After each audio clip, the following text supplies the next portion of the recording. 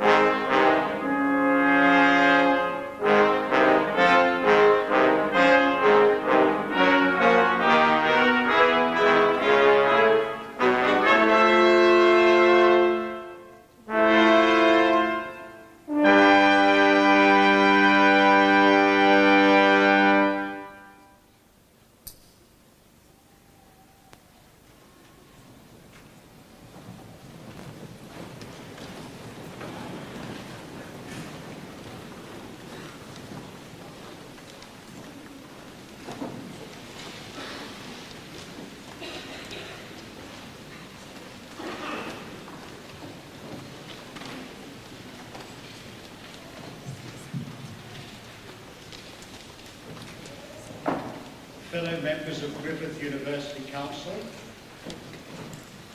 former Deputy Chancellor Ms. Patience Toms, Vice Chancellor of Griffith University Professor Roy Webb, members of the Advisory Council of the Conservatorium, Professor Simone de Haan, Provost and Director of the Conservatorium, staff and students of the Conservatorium and of the University, Mr. Arthur Skerr, Doctor of the University, special guest Ms. Jan Carr, ladies and gentlemen. As Chancellor of Griffith University, I am very pleased to welcome all of our guests this evening and thank them for joining us. The University's graduation ceremonies are an important part of our academic year, and we value the opportunity to formally acknowledge the achievements of our graduates. Their hard work and dedication are very worthy of recognition. On behalf of the Griffith community, I extend congratulations to each one of them. This evening, Ms. Jan Power will deliver the occasional address. Ms. Power is Chairman of the Queensland Performing Arts Trust. I extend a special welcome to her. This fine building, which houses the Queensland Conservatorium, was officially opened in September last year. The opening, coinciding with the Westpac Gala concert and the University's 25th Laser Light Spectacular from South Bank, was the high point of the University's 25th anniversary celebrations. During this year, the Conservatorium has held a number of special events to celebrate its 40th anniversary year. In February, there was a ceremony to name the Basil Jones Orchestral Hall. Basil Jones was one of the original staff of the Conservatorium, and he served as its director for more than 20 years until his retirement in 1980. His long association is recorded in the naming of the hall.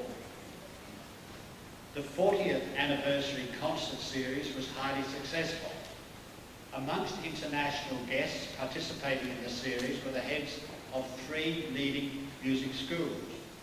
Dr. Ian Horsburgh, Principal of the Guildhall School of Music in London, Mr. Bernard Dabrowski from Northeastern University of Chicago, and Professors Dun Gang Ming and Zhang Xingping of the Shanghai Conservatory. A Back to the Con reunion weekend, held in July, brought together many former staff and students. The Westpac Gala concert was held in October. Involvement with the community has continued throughout 1997. The Young Conservatorium was launched in May.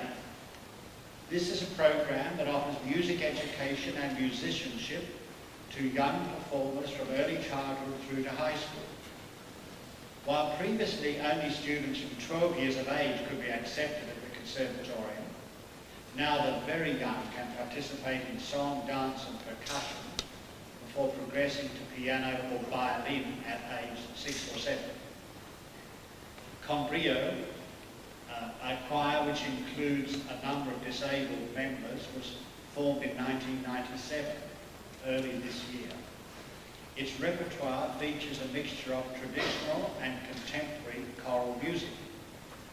It staged a number of performances throughout September, including a concert at Parliament House.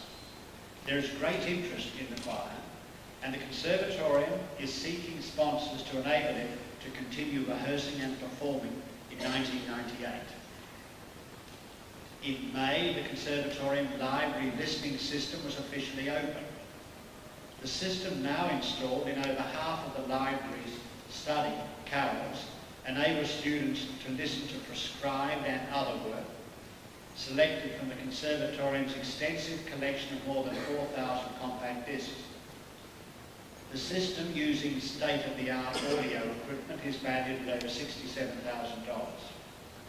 Additional carols will be fitted to the system next year to maximise student access. The Conservatorium Library has acquired the library of the late Dr. August Fensinger, a a pioneer in the field of early music and co-founder of the world-renowned scholar cantor Valesiensis. The collection contains literature on music, rare and out-of-print sheet music, and orchestral arrangements of the 18th century, early opera, and pieces for cello, viola da gamba, chamber music for strings and winds. It's a most valuable addition to the Conservatorium's collection, and it will greatly benefit staff and students in the years to come. Many graduates of the Conservatorium have become performers of international renown. Student successes continued this year. It's always difficult to single out individual achievements where talent abounds, but it's appropriate to mention a few outstanding performances. Eddie Malu-Maisley's won first prize in the McDonald's operatic aria at the Sydney Performing Arts Challenge in July. He competed against over 100 other entrants. Part of his prize will enable him to undertake further study overseas. Sarah Crane, a vocal music student, won an encouragement award at the aria. Paul Hankinson gained first prize in the piano section of the challenge, and Vicky Yang won the senior section of the Yamaha Australian Youth Piano Competition. Daniel Walker, a second-year student in music composition, received the Australian Voices Young Composer Award. Daniel's work, Elegy Written in a Country Churchyard, was performed by the Australian Voices at the Commonwealth Bank Master Musician Series held at the Conservatorium Theatre. 1998 promises to be an eventful year for the Conservatorium. A new orchestral series is planned. Guest international conductors Nicholas Braithwaite, Isaiah Jackson and Robert Castiles will participate in the series with Richard Mills, the Australian composer-conductor in residence at the Conservatorium. Benjamin Britten's opera, A Midsummer Night's Dream, will be produced with support from the Commonwealth Bank and will be a highlight of the Conservatorium performances next year.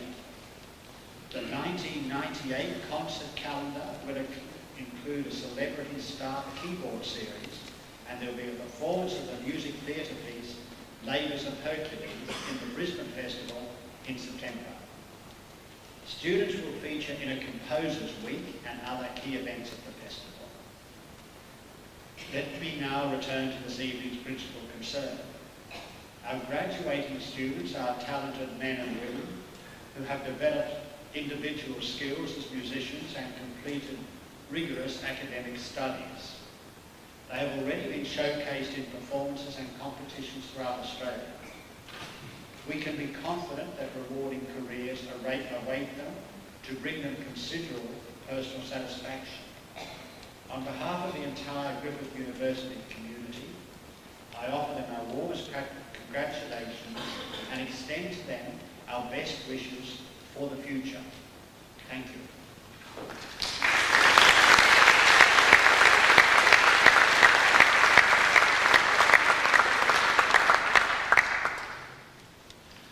This evening we'll feature two musical interludes within the program.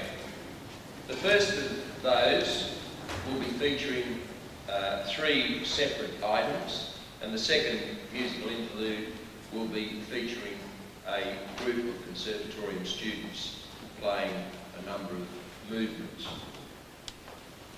In the first interlude, the first item, will be 6 Romanian dances by Bach.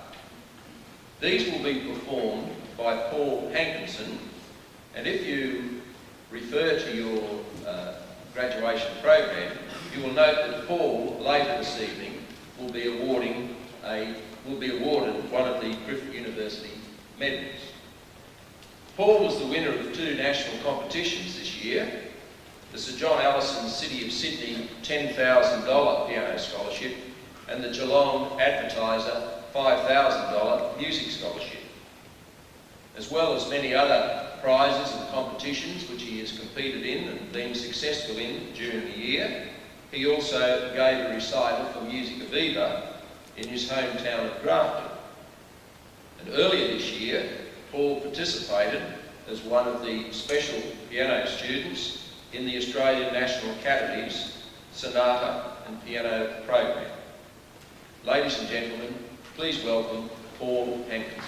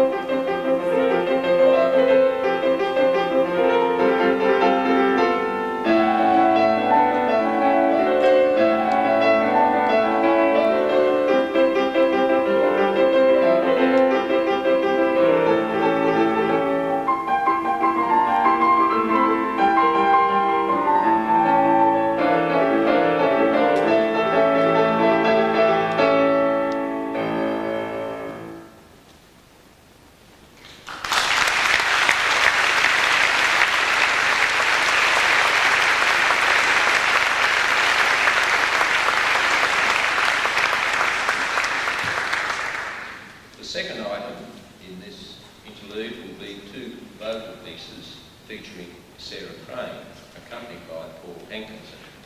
The first of those, the Puy le Jour by Charpentier, will be sung in French, and it's from Act 3, Scene 1 of Louise.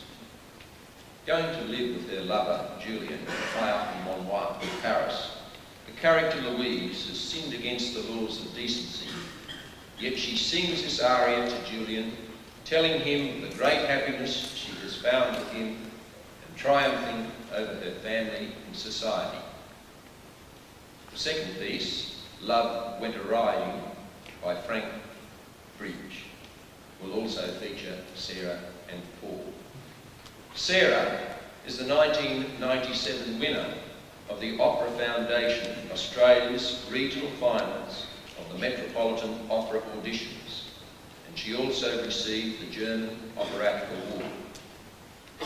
She was successful in the Lady Galligan Memorial Encouragement Award in the 1997 Covent Garden National Opera Studio Scholarship, as well as an Encouragement Award for the 1997 McDonald's Operatic Aria Awards.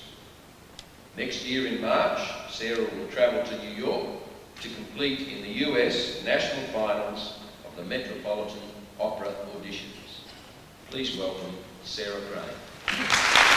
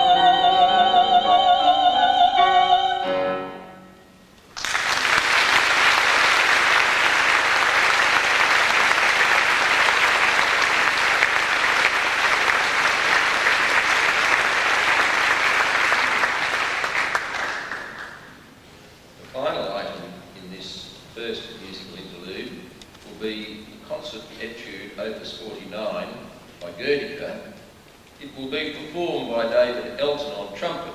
And again, if you've referred to your program this evening, you will note that David is both the Conservatorium medalist and the University medalist for this year.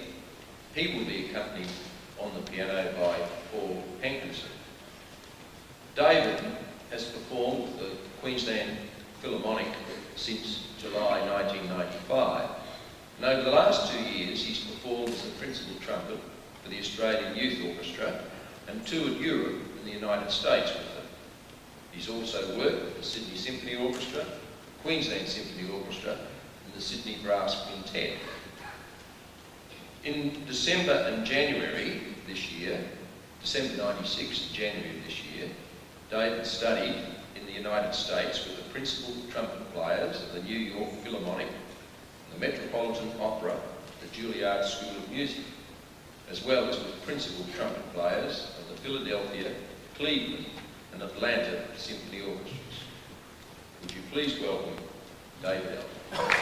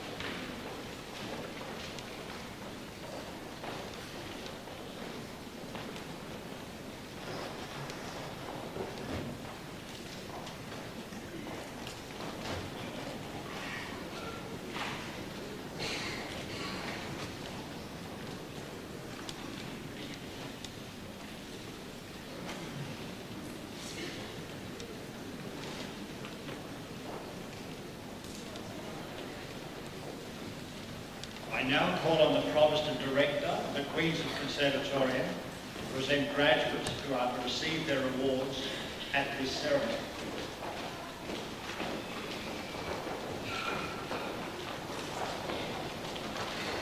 Chancellor, I present graduates who have been granted the Diploma of Music Instrumental.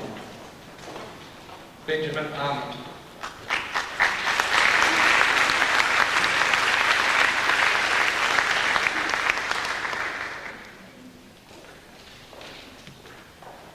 Matthew Carpenter.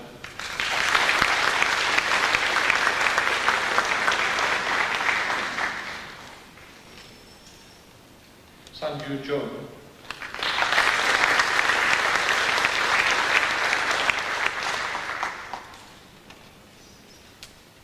John Colton.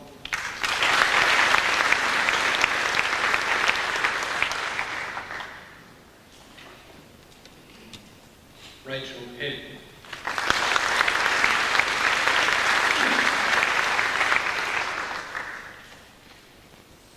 Karen Jefferson.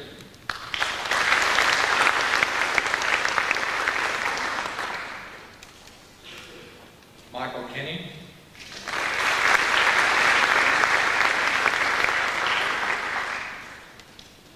Ray Kickbush.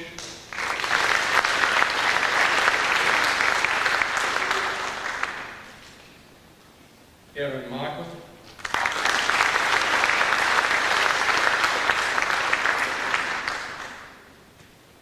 Pak Hon Nook.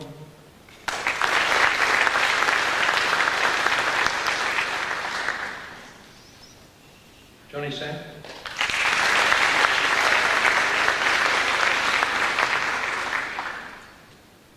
Fiona Tristan.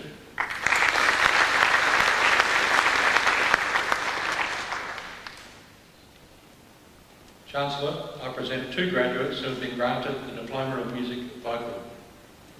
Linda Beattie.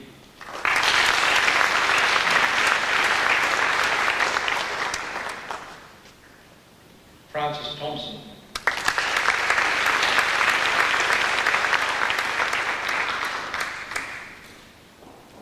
Chancellor, I present graduates who have been granted the Bachelor of Arts in Music. Peter Blair.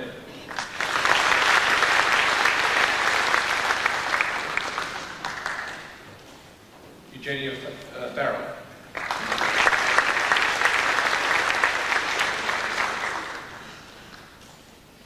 Stuart Goff.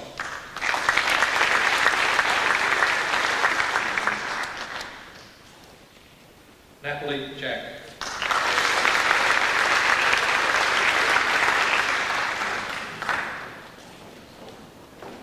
Natalie Jacobs.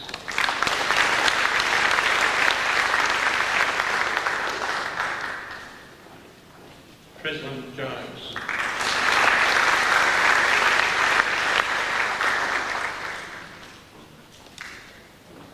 Ida Maxwell.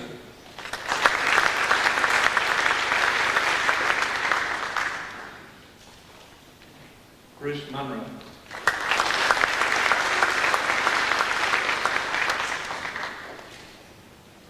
Catherine Reeves.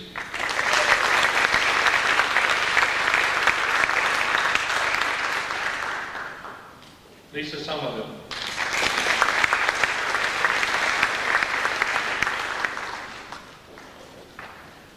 Amanda Townsend.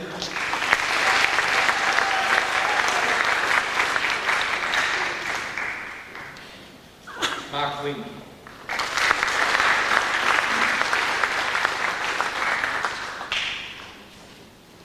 Chancellor, I present a graduate who has been granted the Bachelor of Arts in Music with third-class honours. Jacqueline Atherton.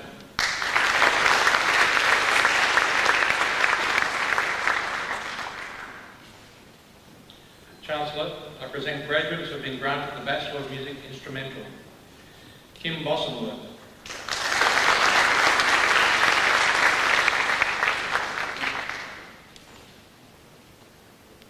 Ishwan Chen.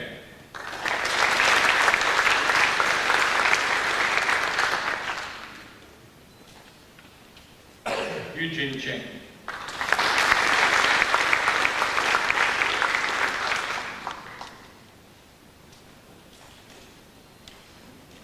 Young Mi Choi.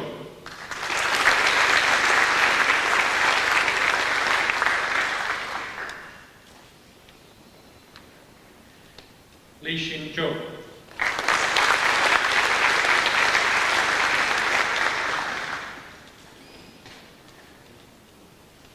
John Colton.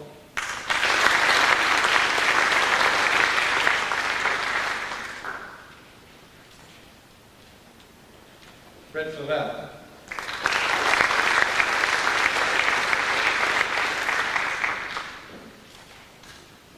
Chigusa Fujino.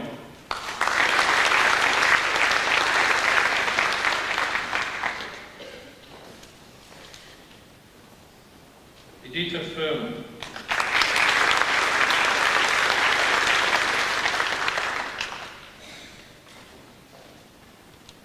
Alana Gould.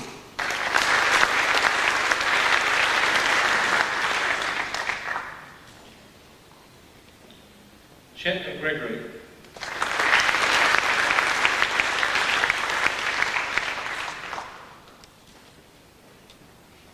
Helen Hall.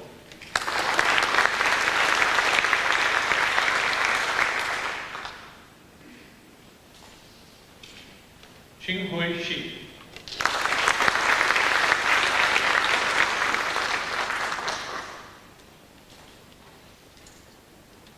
Chen Hui Jiang Shu.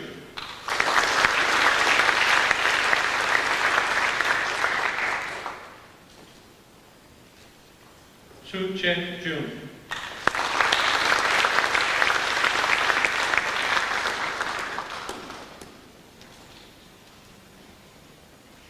Susan Kim.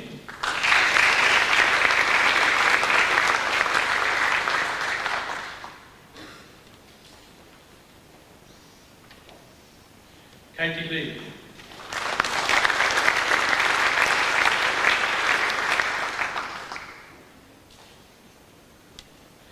Yahoi Lin.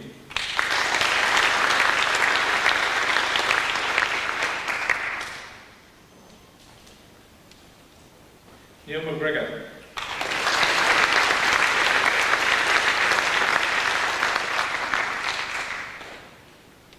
Yarada Ranika.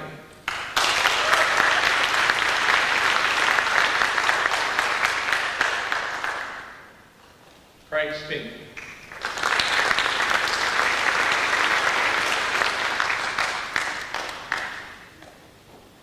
Petros Stylianou.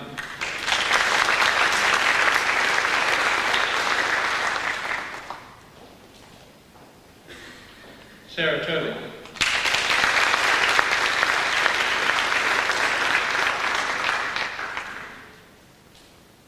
Bernard Watt.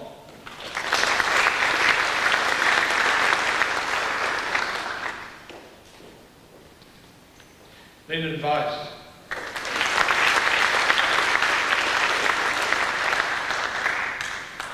Evan Wright.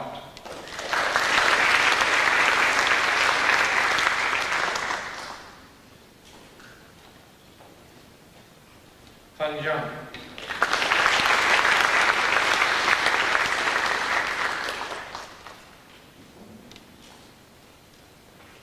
Chancellor, I present two graduates who have been granted the Bachelor of Music Vocal. Carolyn Chow.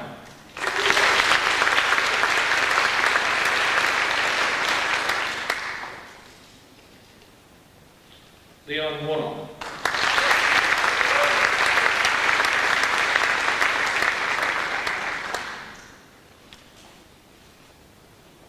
Chancellor, I present graduates who have been granted the Bachelor of Music with First Class Honours. Natalie Kumovich.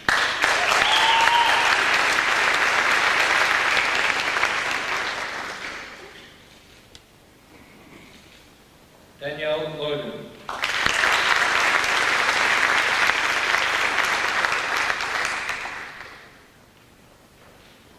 Teresa Milanovic.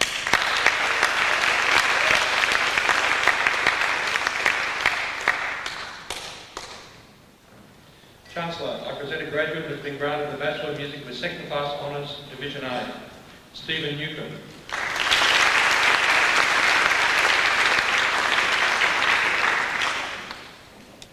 Chancellor, I present graduates who have been granted the Bachelor of Music Education. David Allen.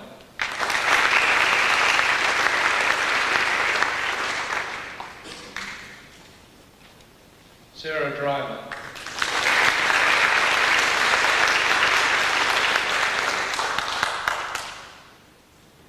Rebecca Lowe.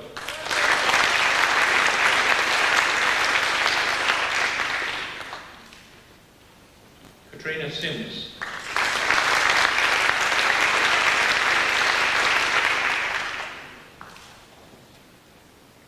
Lisha Zanato.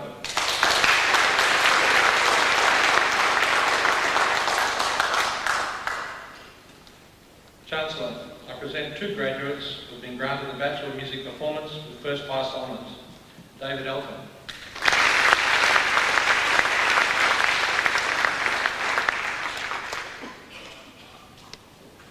Paul Hankinson.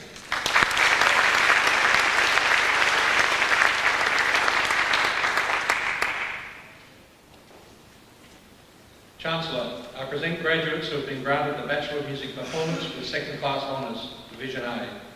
Mary Cullinan.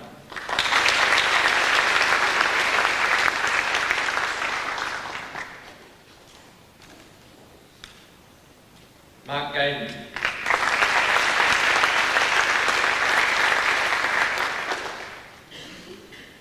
Tricia Grieving.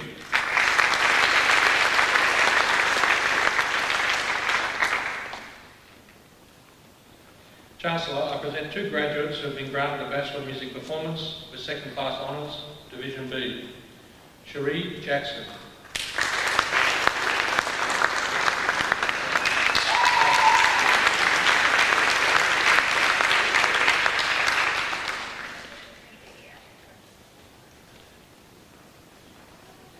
David Fittner.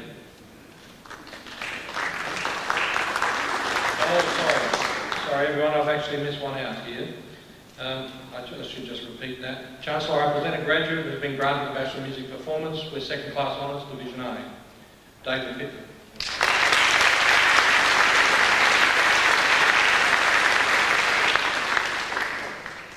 I'll move on to the second graduate who has been granted the Bachelor of Music Performance with Second Class Honours, Division B, Cameron Waters.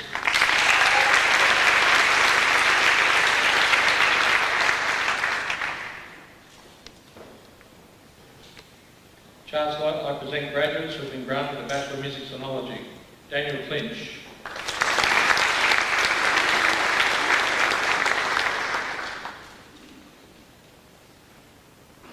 Matt Connolly.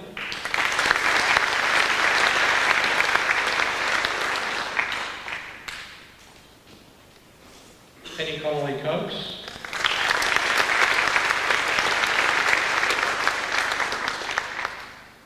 Stephen Pooley.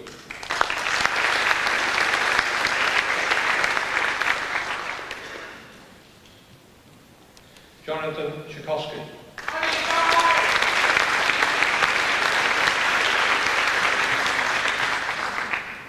John Taylor.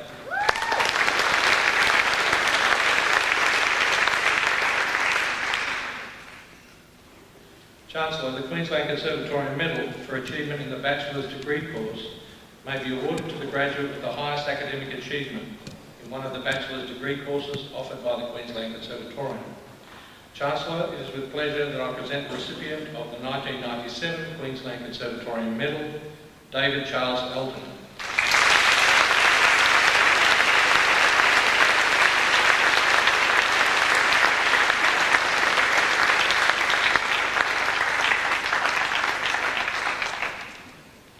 Chancellor, that completes the presentation of the undergraduates of the Queensland Conservatorium.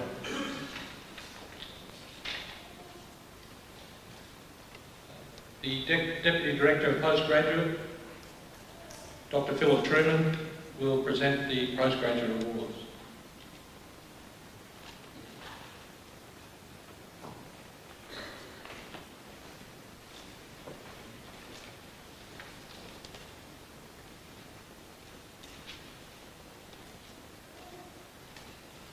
Chancellor, I present graduates who have been granted the Graduate Diploma of Music Instrumental Performance. Yuko Kisanuki.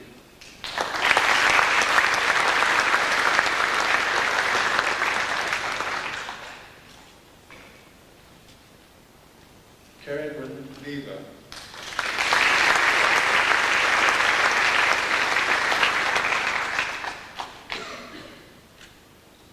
Wei Wei Fan.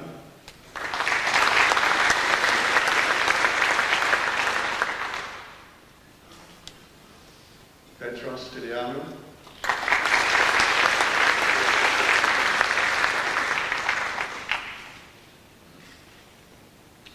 Ayuri Suzuki.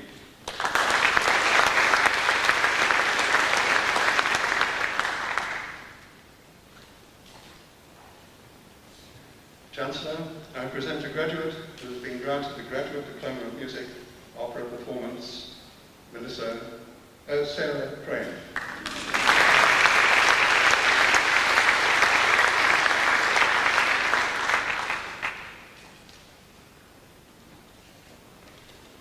Chancellor, I present graduates who have been granted the Graduate Diploma of Music Vocal Performance, Melissa Crennan.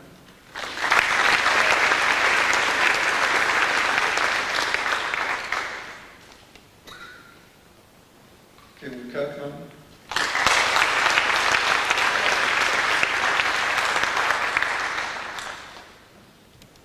Sally McHugh.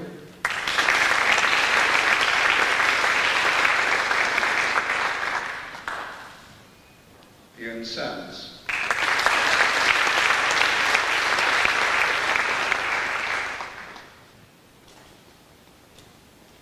Chancellor, I present a graduate who has been granted the Master of Music Composition Research, Damien Barber.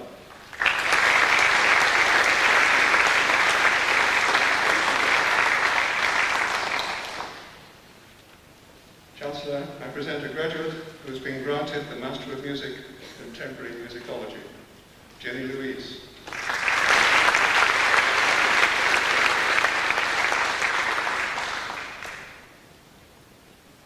Chancellor, I present a graduate who has been granted the Master of Music Performance, Christine Wang.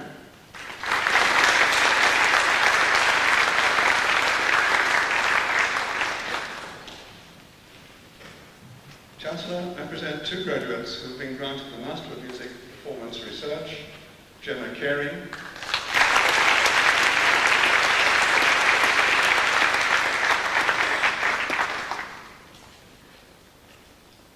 Sally Collier.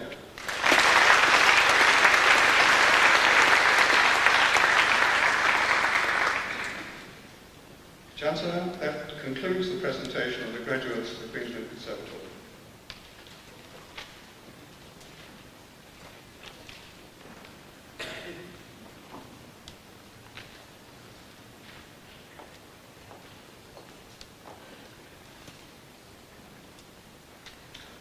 Chancellor, the University Medal may be awarded to a graduate who has completed the requirements for both a bachelor's degree with the University and a degree with honours in recognition of academic excellence.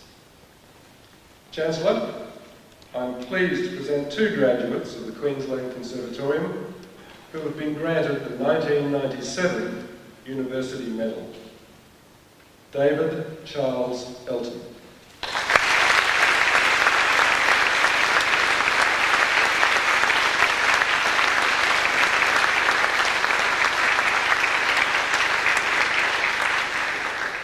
Paul Rodney Hankinson.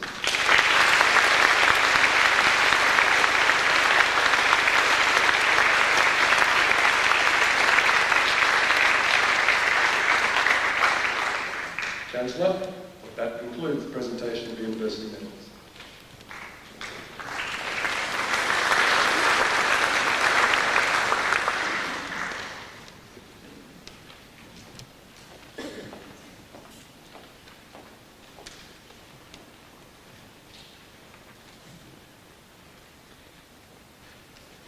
Chancellor, a medal for outstanding service may be awarded to honour any member of the staff of the University or any other person who has provided exceptional service to the University in the course of the person's association with the University.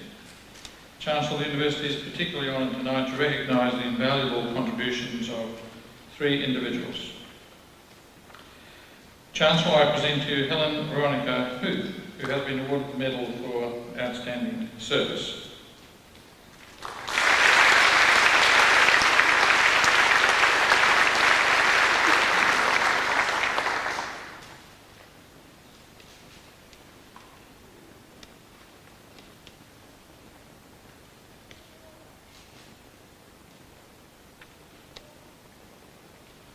Chancellor, I present to you Betty Young, who has been awarded the Medal for Outstanding Service.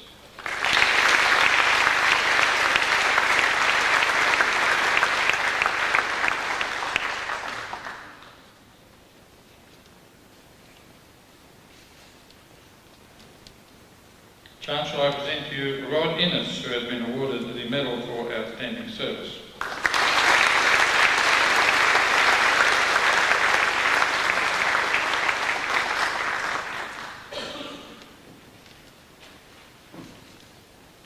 Chancellor, that concludes the presentation of medals for outstanding service.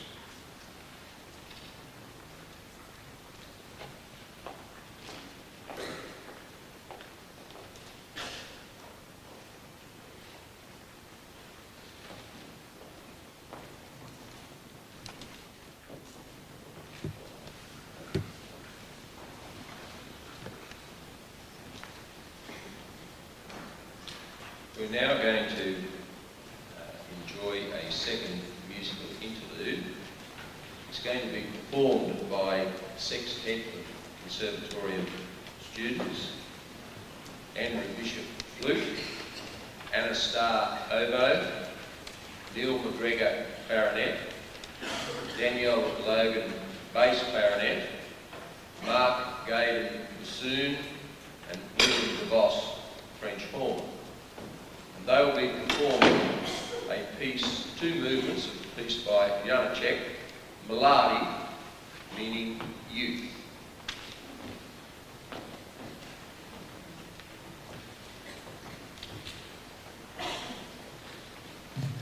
Please welcome Conservatorium Sextet.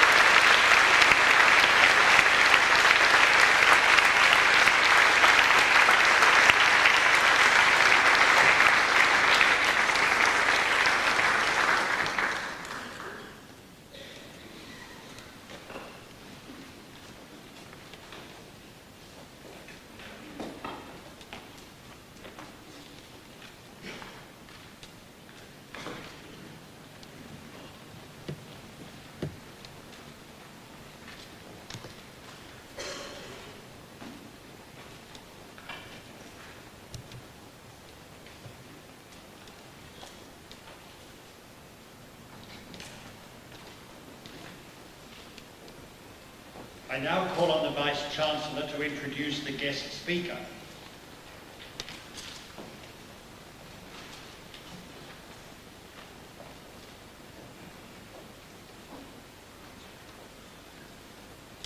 Chancellor, our guest of honour is Jan Power, is a well-known writer and columnist, an ABC radio broadcaster, a businesswoman, and an award-winning public speaker and raconteur.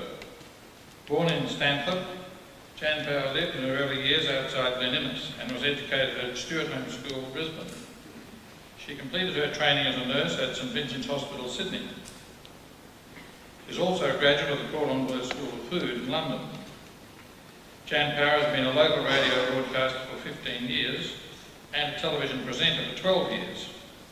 She has also been a regular columnist for the Courier Mail and suburban newspapers. As a specialist caterer, she is the co-proprietor of the Breadline restaurant and of the Loaves and Fishes restaurant and catering company. Ms Power is active on a number of boards and committees. These include her position as a member of the Brisbane City Council Arts Board and a cultural ambassador for the City of Brisbane. She was the Deputy Chair of the Queensland Performing Arts Trust from 1994 until her recent appointment to the Chair of the Trust. Much of Ms Power's community work has been dedicated to the local arts, tourism and the appreciation of fine food and wine. In 1995, Ms Power published a book on the performing arts in Queensland. She has won a number of awards, including the 1996 Toastmasters Award for the Best Communicator and the 1996 Raconteur of the Year. It is with very great pleasure that I welcome Jan Power here this evening, and I now invite her to deliver the occasional address.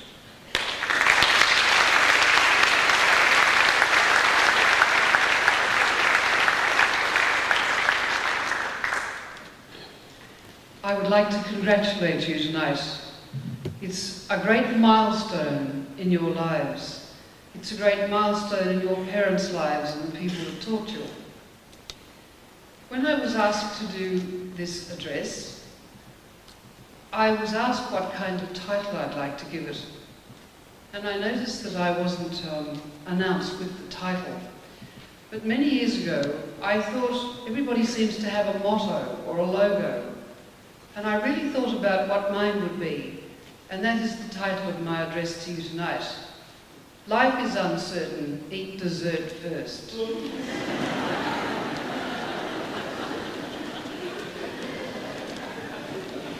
Now, what I'd like to congratulate you about tonight is not what you have gained, but what you have had to give up to gain it.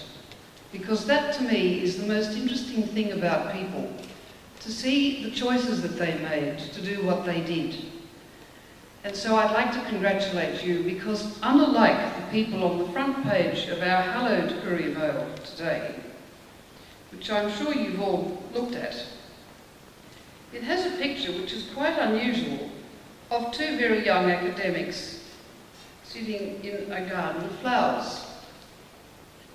This will come to later to show that nobody reads the Courier Mail.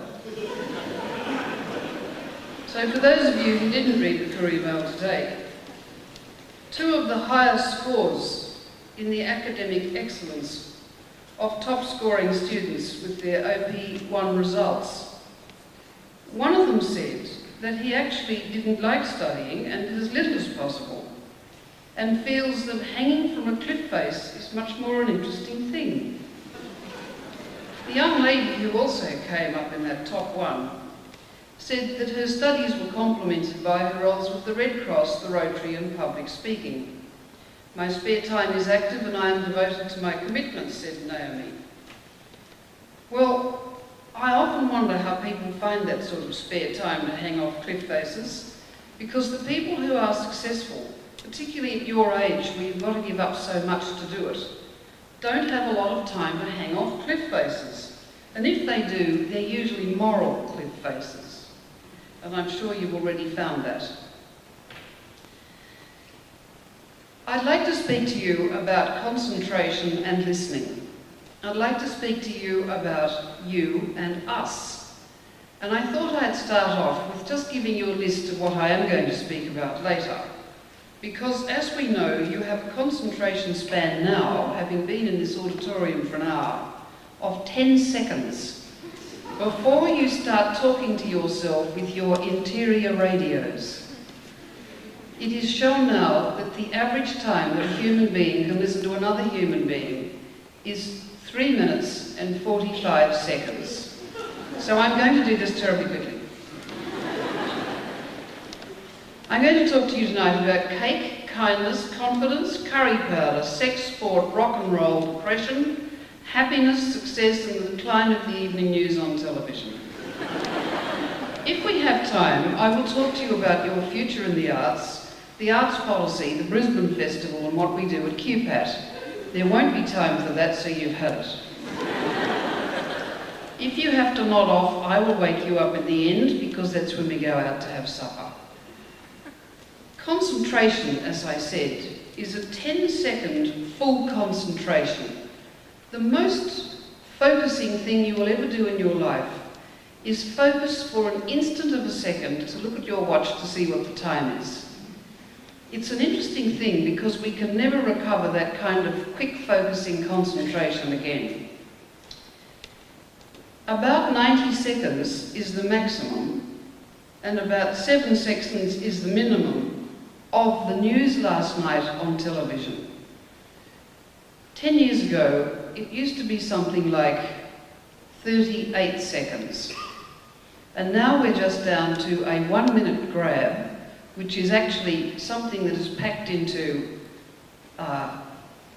pictures, the victim saying, "I don't know what happened to me," and the newsreader topping and tailing that with a comment. And so that the length of any kind of serious issues to be discussed now are treated in a one-liner. The news broadcasts on television are now being turned off by people of your age who don't even really read the paper either, so that they must get their information hit from elsewhere. The Courier Mail during the week is read by 220,000 people, which is about the population of Toowoomba.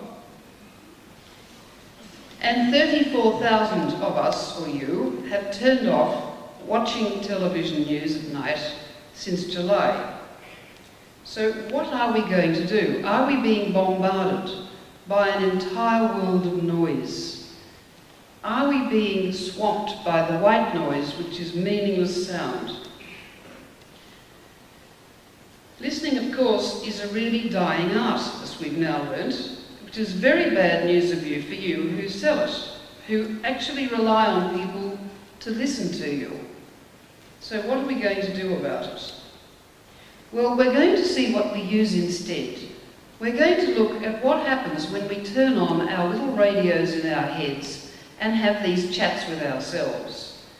Because what we do is have 800 conversations with ourselves every day, and something over 3/4 of them are negative ones.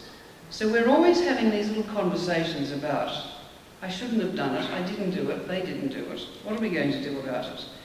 And after a while, we get to the stage where we keep our negatives on file. We have files in our heads. We have a miserable, mean and cranky one, which we pull out the minute anything happens that annoys us.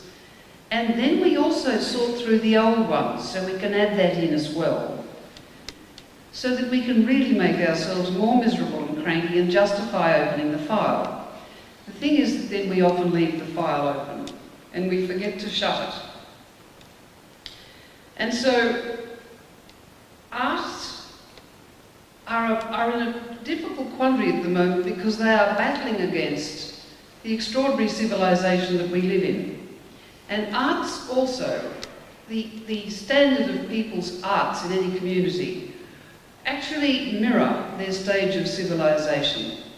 So that the more of the people that take up the arts, the better the community will get. Because like we're watching tonight, we are watching here tradition and ritual going through its process.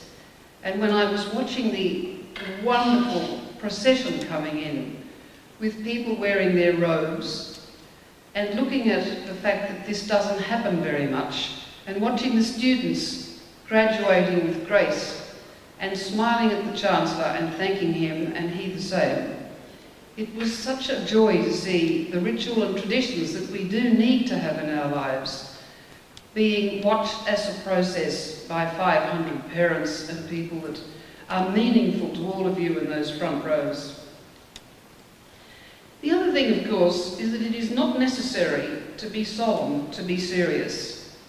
Humour is the sparkle on the dark waters of our lives. And so when we read in the paper that we are all sick of everything, that we're all anxious, that we're uneasy about the future, that we're worried about money and unemployment, we're worried about the environment collapsing around us, we are told that we are now living and moving in towards the age of disappointment, and this is a very difficult thing to cure. We are also being used to having everything done instantly for us. We are very much now dependent on instant food. And so whereas your concentration span has now totally disappeared, we are very much doing the same thing with food, where if we get to a restaurant, a cafe, a bistro or a whatever, we get extremely annoyed and pull out that negative file if the food isn't right there in front of us that we can see and whacked on the table within a couple of minutes. We're going to do the same thing also with sex, entertainment, fun and understanding. We're going to get our wisdom now from Nescafe commercials, and we're going to get pop gurus speaking to us via desk calendars and Christmas cracker messages. Don't worry, be happy. How do we do it? How do we do it when we see ourselves as not being in control of our lives and not being successful enough? Mother Teresa, God bless her, said, "We can no longer do great things on this earth. We can only do small things with greatness. So we must make the ordinary extraordinary." And when we feel that we cannot predict or direct our lives and paths and so feel helpless, we get very depressed and we look for somebody to blame. And that's where we get the us and them. Now, we look for good scapegoats. We look for parents to start with, because it was their fault and they made us like this. And if they didn't, well, they could have done it a bit better. In fact, they could have been born into much more money so we didn't have to work so hard. And they could have provided us with more talent, and they could have been more understanding. Politicians are always very good scapegoats. Crooks, high flyers, the lazy low-income earners that we've got to support, the disadvantaged, the unemployed, teachers, overhyped bad movies, underhyped slow waiters, fake Aboriginals and Torres Strait Islanders, successful Asians who drive Mercedes-Benz badly on the wrong side of the road, shop assistants who don't, pathetic relatives, mean bank managers and rude rage rovers. And anybody will do to dump on, because we are part of a welfare state and we always hope that somebody is going to fix us. Now, I was listening to a program the other day and it was talking about cake. And the culture of cake is a wonderful thing, because cake is something that everybody understands in most cultures. And also, it is quite relevant to what we're talking about, because cake, a birthday cake, a wedding cake, these sort of cakes mark our passage in lives, just as yours is being done tonight. With every celebration there comes a feast. With everything there has to be a sense of worth attached to it. And so I was interested to listen to this person talking about the importance of cake, because he said, look at how you make a cake. You have an egg, you have flour, sugar, flavourings, and you have a tin, and you have something to heat it in. But if you put all those ingredients on that table down there with that wonderful mace, you still won't have a cake, because somebody has to cook it. Somebody has to put it together. You can have very good ingredients and a bad cook, and you'll get a very bad cake. In the same way that you can have a very bad car and a good driver beating a very bad driver in a very good car. So it's what we do with what we've got that makes us individuals, and we are the ones who will determine that. Cheryl Kernow said some time ago, we do not live in an economy, we live in a culture, we live in a community. And if you look at it, we haven't really changed much as human beings since Freddie Flintstone. We are probably taller, we're probably heavier, we're probably healthier, and we live longer. And in fact, this is another totally irrelevant piece. You out there will be the first ones ever to go to your grave with all your own teeth. We still eat 3 meals a day, we sleep 8 to 10 hours a night, we need green vegetables, we need exercise, we need love and shelter, and we need a sense of worth. And so did Freddie Flintstone, so nothing much has changed.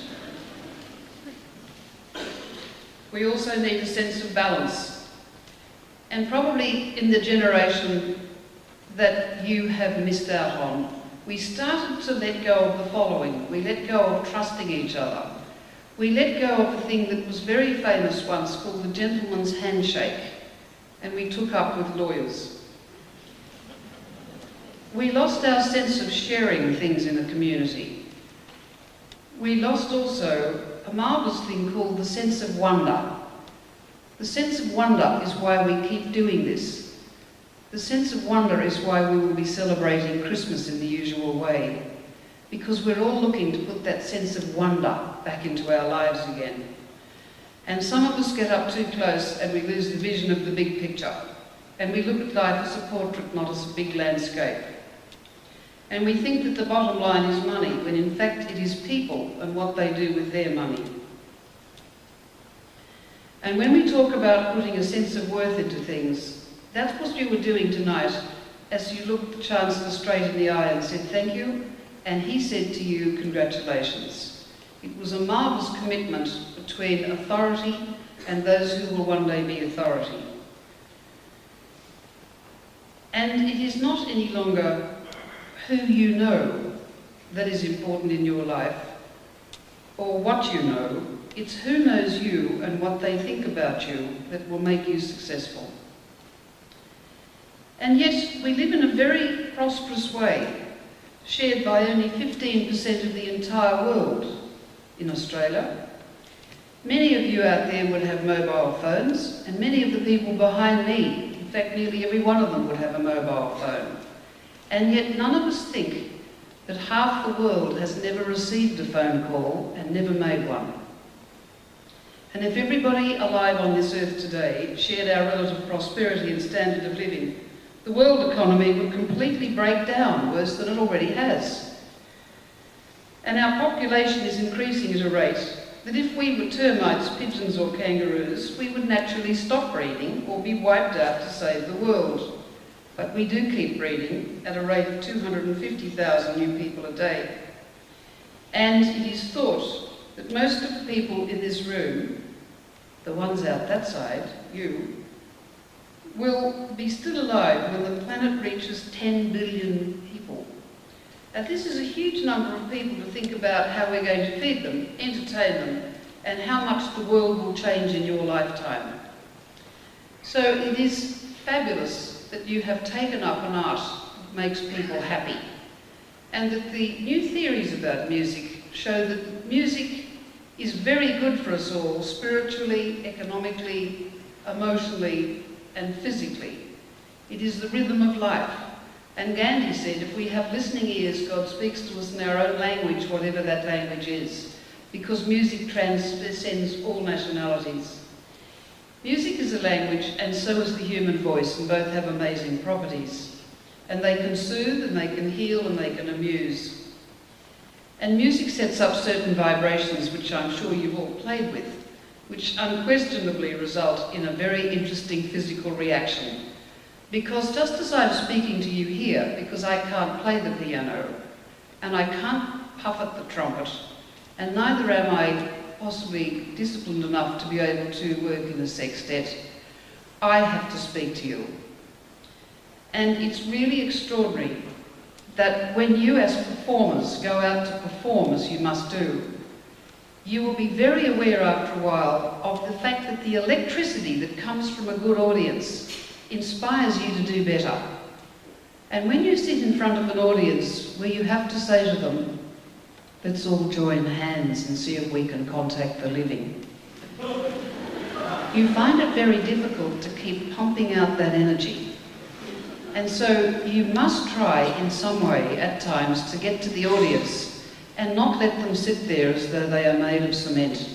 Because, as I said, the more you put into it, the more you hope to get back from it, and you will after a while see the energy in great talent transmitting across rooms. It's really one of the great things that will keep you going. And of course we all know that music is about madness. Now, I was looking up a new book that's called The Mozart Effect, and it lists in that a college in Denver was given over to the graduates to see how music really did affect the plants.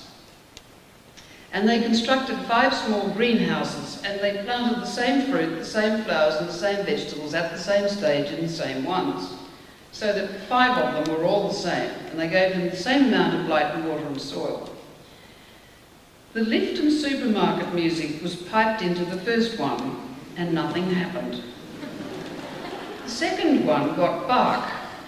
The flowers grew dramatically, and some vines started to throw out tendrils that actually started to embrace the speakers.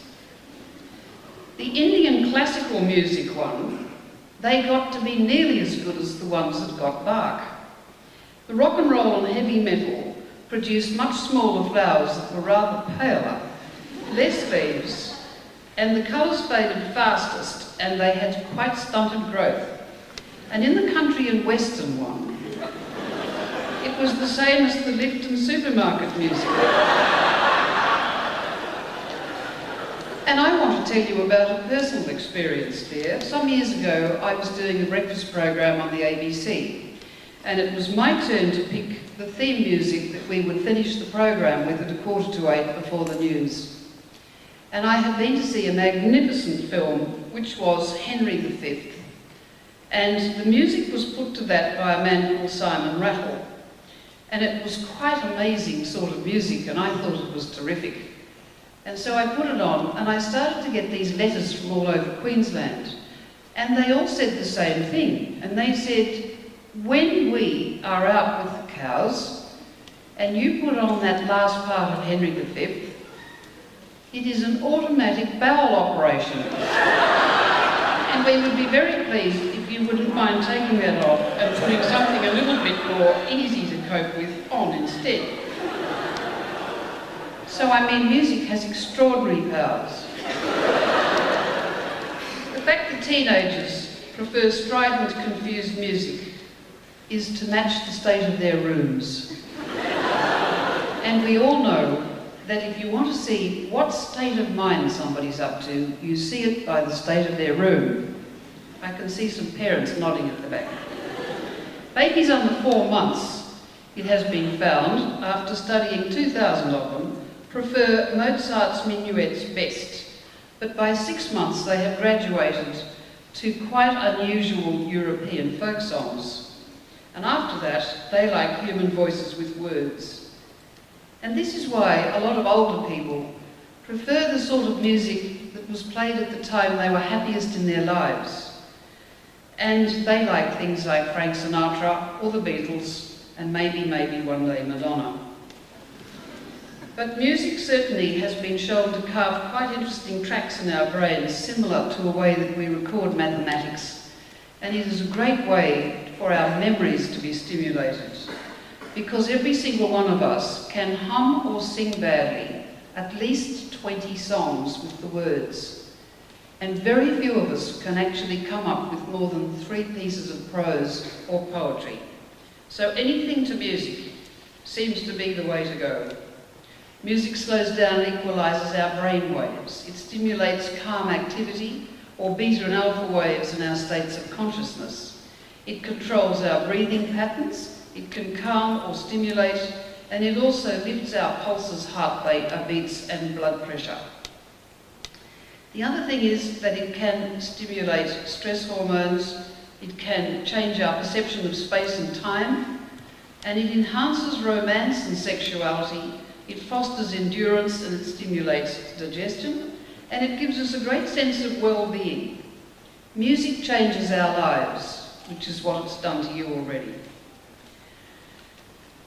If I had anything else to say to you, it would be to have confidence in your choice and confidence in what you're going to do.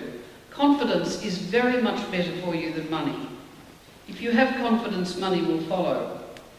Don't worry about having a bad hair day or a system crash. Everybody gets that. And when we get stressed out and when we are being watched as performers, the first thing we must lose, is our sense of self. And that's what we were watching tonight with those marvellous people showing us what they can do. They weren't looking around thinking, God, I'm embarrassed. Everyone thinks I'm a dope. How can they see I didn't get to the dry cleaner in time and I'm wearing these awful shoes? You can see what happens. They just totally lose their sense of self and they do it. They don't dither about, they just do it. When we are stressed out, the first thing we lose is our sense of humour. The second thing is our sense of the common sense. And the third is the sense of priorities. So my advice would be, don't dither. Don't think about it too much. Go with the flow and just do it. Achievers never dither. They do it and then they think about it later. Your body knows what to do, but your intelligent mind often paralyses it. Take risks. Get out of your safety zone. Try and do things you've never done before. Always be the first person to hold out your hand, smile and say, my name is. Because when you get to the age that I'm at, and some of the people behind me, you will often wonder, having already met 3,000 people that afternoon, which one you are. You will find that people always talk to you more often and are happier to see you. If you always lurch up, put out your hand, smile at them and say, my name is Bill. You taught me, remember? Invest in yourself. Give yourself the best. This is the subject of my speech tonight. Always give yourself the best cup, the best glass, the best plate, the best that you can afford, and then if there's anything left, give it to the next person you like. We had grandparents who died with all the best things that had never been touched in their cupboards. Don't do that, because you never know what's going to happen to you. Always treat yourself well, and then you will know how to treat somebody else well. If you have a chance, you must travel, because that is a self-investment. Put it down to your tax. One day you will earn enough money to pay tax. And talking about money, you've all made the stupidest choice you ever could, because if you'd gone into sport, your minimum monthly or yearly pay would be $440,000. Actors in Australia have an average wage of $25,000 if they've been at it for a while. Live for now. Put your full attention on what you're doing right now. Stop exploring the past and the future. We do that the way that we always do silly things. We stick our tongue into a bad toothache and see if it still hurts. Don't do that. Live for right now. We approach relationships with the usual filing system negative. This is going to end like all the others, why am I going to bother? Kieran Perkins said a very interesting thing when he started to fail and there was great doubt as to whether he would ever get to the Olympic Games. He said, I realised that I had started to look at the outcome and wasn't looking at my core business, which was putting one arm over the other and swimming along in the water. Greg Norman is a great example of somebody who is thinking about the outcome and not thinking about what he's doing at that particular second. Ignore your demons, turn off the tape, change the tracks, go and play the piano if you're a trumpetist, make a cake, buy a book, go to the coffee, go and do anything else, run, go to the movies. Changing your track puts you into another mood swing. Challenge your self-limitations and never say, I can't. See if you can first. And at the end of every year, drop a bit of baggage and take control of yourself and refuse ever to be seen as a victim and look as though you're in charge of your life. Network. Like the people that are around you. Say thank you, tell them you like them and show them that you do. And if ever you need any advice, don't ask the people around you. see if you can afford to go and ask a professional, make an appointment, explain the problem, and you will do it much better. And I would like to wish you the most amazing life. I hope that we see you in the Queensland Performing Arts. I hope we see you in the festivals. I hope we see you in the shopping centres. And I hope we see you all over the place. And I hope one day we look at the Academy Awards and we see that you've written the music. And I would just like to finish tonight with a piece that I personally found a very interesting thing when you deal with successful people, because none of them ever think that they are the success that we think they are. And like self-esteem, it is given to you by other people around you. You read it on their face. You listen to the way they talk about you, and then you realise that they think you are a success. And this was read over at the funeral of Fred Hollows, who was a man who never thought he was a success, who was an irascible old beast. A lot of people really disliked him, and yet he had a mission and he kept at it. And it's written by Ralph Waldo Emerson, an American poet. And this is what they read over dead Fred. To laugh often, loudly and much, to win the respect of intelligent people and the affection of children, and to earn the appreciation of honest critics, and to endure the betrayal of false friends, and to appreciate beauty however you see it, and to look for and find the best in others first, and to leave the world a little bit better, whether by a healthy child, a garden patch, a piece of beauty, or a redeemed social condition, and to know that even one life has breathed easier because you were there. This is to have been a success. The greatest gift that any person can give another is a small portion of themselves. I wish you the best of luck, and thank you for listening to me.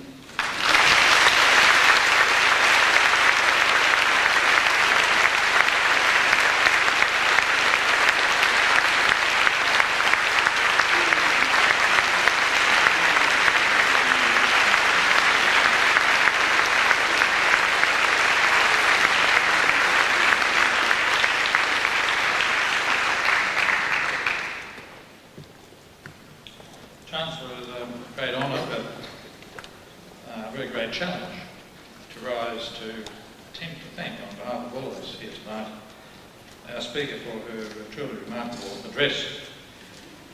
I thought that what I might do is remind ourselves together a few of the extraordinary number of statements and memorable remarks which Jan gave to us tonight. And just to remind a little of the fruitcake you've had with its rich endowment, here are some of the things I jotted down. Listening is a dying art. Radio's in the head. 3/4 of our conversations with them are negative. The more people that take up the arts, the better the community will get. Humour is the sparkle on the dark water of our lives.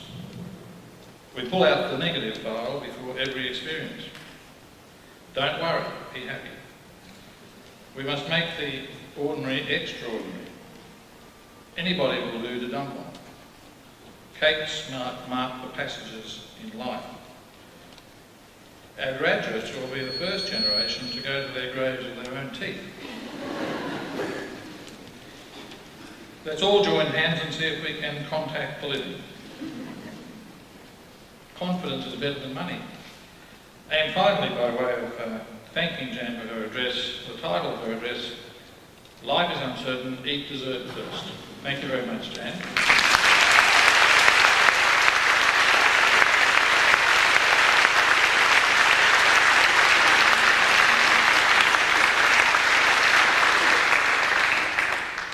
Finally, as always, I take this opportunity of congratulating our graduates and asking them to join our Alumni Association if they haven't already done that, and to take an interest in their university through their lives. Thank you very much.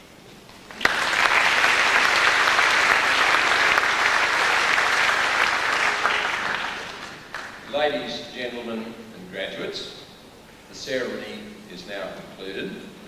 When you hear the fanfares begin, I'd ask you all to please rise, remain standing while the dais party, the staff procession and the graduates retire from the theatre. Thank you and good evening.